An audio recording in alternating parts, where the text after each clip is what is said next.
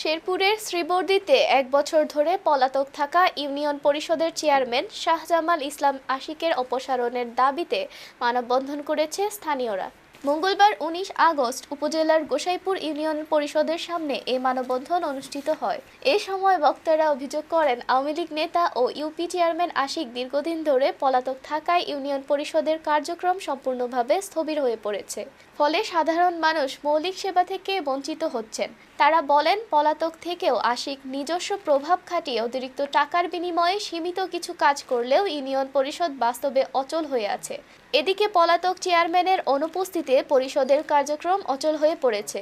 অন্যদিকে অবিলম্বে অপসারণ করে প্রশাসক নিয়োগের মাধ্যমে ইউনিয়নের সেবা কার্যক্রম চালু করার আহ্বান স্থানীয়দের।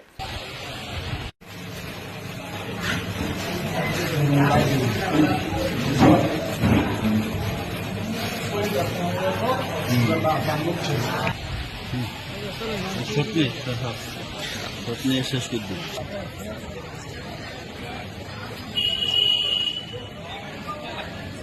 নাইম ভাই কইছে